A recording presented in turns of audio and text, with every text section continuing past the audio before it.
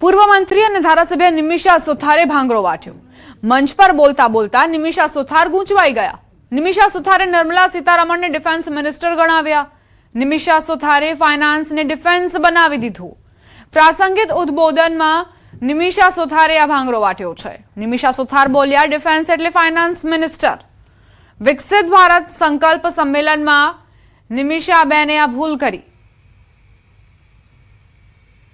આજે દેશની પહેલા ડિફેન્સ મિનિસ્ટર જે છે આપણે સૌ કોઈ જેને જાણીએ છીએ ઓળખીએ છીએ અને ડિફેન્સ એટલે ફાઇનાન્સ મિનિસ્ટર તરીકે નિર્મલા सीतारमण પણ નરેન્દ્ર મોદી સાહેબના કેબિનેટમાં કામગીરી કરીને પૂરા દેશને ચલાવે છે। પંચમહાલથી સમાચાર। કૃષિ મંત્રી રમેશ કટારાની આળસુ અધિકારીઓને ટકોર। રમેશ કટારાએ શિક્ષકોને ટકોર કરી। શિક્ષકો ભણાવવાનું મૂકી મોબાઈલમાં વ્યસ્ત રહે છે।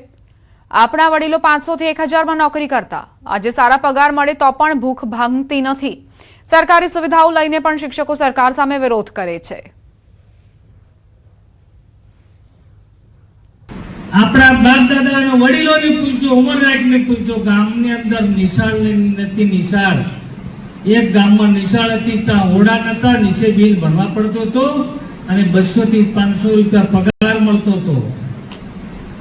આજે પગાર નાના પંચ, 8મો પંચ, 10મો પંચ, બધું કેટલું બધું પંચ મળી ગયું, તોય કદાચ ભૂખ નથી ભાગતી, તોય વિરોધ કરે મિત્રો।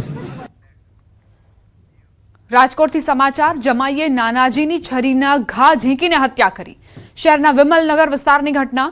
પત્ની સાથેના વિવાદે કરુણ વળાંક લીધો।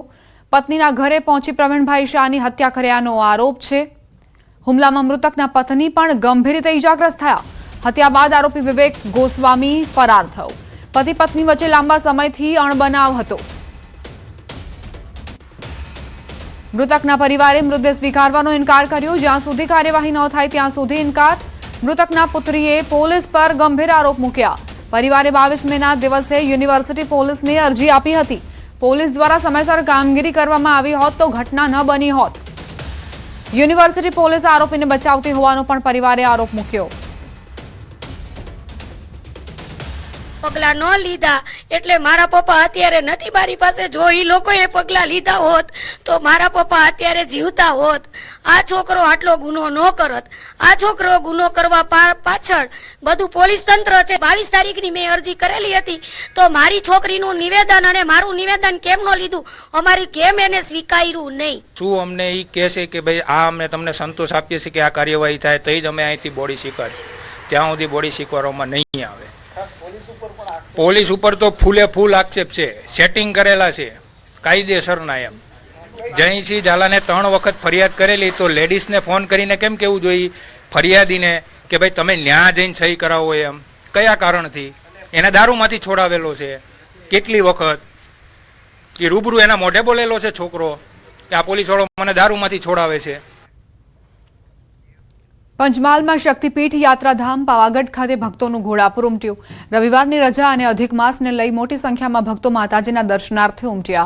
વહેલી સવારથી ભક્તોએ માતાજીના જયઘોષથી માઈ ભક્તોએ મંદિર પરિસર અને ડુંગર ગુંજવી દીધો। સંવાદદાતા રાજેશ જોશી જોડાઈ ગયા છે વધુ જાણકારી સાથે। રાજેશ, પાવાગઢમાં ભક્તોનું ઘોડાપુર ઉમટ્યું છે, શું વિગત? ચોક્કસ આજે રવિવારની રજા સાથે સાથે જ હવે જે રીતે વેકેશન ખુલી ગયું છે અને સાથે જ બાળકોને સ્કૂલમાં જવાનું શરૂ થયું છે ત્યારે અધિક માસ છે ને અધિક માસમાં જે માતાજીની શક્તિપીઠના દર્શન કરવાનું ખૂબ જ મહાત્મય રહેલું હોય છે। જેથી આજે વહેલી સવારથી જ યાત્રાધામ શક્તિપીઠ પાવાગઢ ખાતે ભક્તોનું ઘોડાપુર જોવા મળી રહ્યું છે। વહેલી સવારે મંગળા આરતીમાં પણ હજારો ભક્તોએ દર્શન કર્યા હતા અને હાલ પણ જે ભક્તોનો પ્રવાહ છે તે અવિરત જોવા મળી રહ્યો છે। જે હાલ અધિક માસ ચાલી રહ્યો છે। અધિક માસની આવતીકાલે સોમવતી અમાસ્યા અને પૂર્ણાવતી છે પૂર્વે માતાજીના દર્શન કરવા માટે ભક્તો આજે પણ મોટી સંખ્યામાં હાલ આવતા જોવા મળી રહ્યા છે। જી આભાર રાજેશ, જાણકારી આપવા માટે।